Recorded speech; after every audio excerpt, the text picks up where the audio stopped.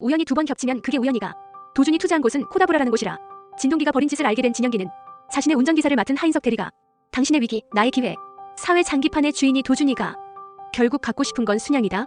순양의 주인이 되고 싶은 거야? 어쩌면 더 크고 간절한 건지도 모르죠. 그래서 지금 난 한도제철이 꼭 필요해요. 한편 진양철은 라이벌인 대형 자동차와 신차 레이싱을 펼쳤는데 레이싱 도중 순양의 신차에 문제가 생겼고 먼저 보고를 받은 진영기는 멈추려는 레이싱팀에 진양철이 보고 있으니 끝까지 달리라 압박했다.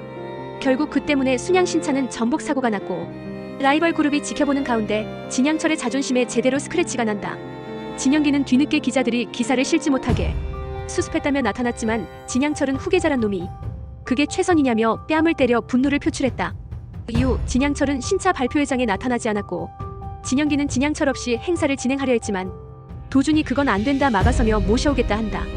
자서전을 외울 수준으로 읽었던 도준은 현 상황에 진양철이 어디 있는지 알고 있었던 것. 도준이 자신을 찾으러 오자 진양철은 도준도 다른 자식들처럼 자신이 순양차를 고집하는 게 돈 많은 노인네의 호사스런 취미생활인 것 같냐고 묻는다. 호사스런 취미라고 생각하지 않습니다. 엔진이라고 생각합니다. 순양자동차. 할아버지께서 여기까지 달려오실 수 있게 동력을 만들어준 엔진이요. 이에 도준은 진양철의 마음에 들어갔다 나온 듯이 말로써 그의 마음을 제대로 흔들었고 진양철이 순양 신차 발표회장에 갈 수 있게 만든다. 진양철은 도준의 멘트가 마음에 들었던지 순양 자동차는 순양의 엔진이라 칭하며 신차 발표회를 무사히 끝마쳤다. 한도제철 인수에 라이벌인 대형도 뛰어들고 진영기는 대형에 뺏긴다면 아버지가 진노할 거라 걱정하는 가운데 인수 금액이 계속 치솟는다. 우연히 두 번 겹치면 그게 우연이가. 진양철은 갑자기 한도제철 인수 전에 뛰어든 파워쉐어즈를 조사하며 그 뒤에 도준이 있단 의심을 하게 된다.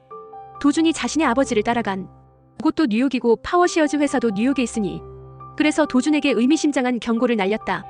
내가 위에 이 자리까지 왔는 줄 아나? 내한테 반기든 위인은 용서한 적이 없다. 극이 내 피를 나눈 형제, 자식이라 해도. 진양철은 같은 호텔을 들락거리는 진도준과 오세연의 관계를 알아내기 위해 도청장치까지 동원하고 투자 관련해서 대화를 나누는 둘의 모습에 오세연을 따로 불러들인다. 결국 이 장기판의 주인이 도준이가. 그리고 단도직입적으로 한도제철 인수에 돈을 댄 게 도준이냐고 묻는데 오세연은 도준이 투자한 곳은 코다브라라는 곳이라 알리며 진양철의 의심을 잠재웠다. 대형그룹에 돈을 댄 게 순양가 아닙니까? 그리고 다른 비밀을 터뜨린다. 대형이 인수전에 뛰어들 수 있게 자금을 댄 게 둘째 진동기였다는 걸. 한도제철 인수전이 형제들 싸움이 된 걸 알게 되었지만 그 싸움에서 이기는 건 연기 몫이라며 진양철은 따로 개입하지 않았다. 진동기가 벌인 짓을 알게 된 진영기는 무리수를 둬 인수자금 7,500억을 마련했고 결국엔 한도제철을 인수해냈다. 그 덕에 아버지의 신임을 얻게 됐지만 막대한 부채까지 떠안게 된다. 이 모든 것은 진도준이 짠판이었다. 자신의 운전기사를 맡은 하인석 대리가 진동기의 사람이란 걸 알았기에 그가 진영기를 방해하도록 은근슬쩍 정보를 흘렸고 진양철이 설치한 도청장치 또한 미리 알았기에 오세영과 짜고 의심에서 벗어날 수 있었던 것. 그리고 연달아 기쁜 소식이 들려온다. 도준이 투자한 코다브라가 AMAGOM으로 주식 상장을 하며 투자금이 900%로 불어났고 이는 다가올 IMF 경제위기에 도준이 힘이 되어줄 크나큰 자산이었다. 이제 시작이다. 당신의 위기, 나의 기회. 이 영상이 즐거우셨다면 구독과 좋아요로 다음 소식을 놓치지 마세요.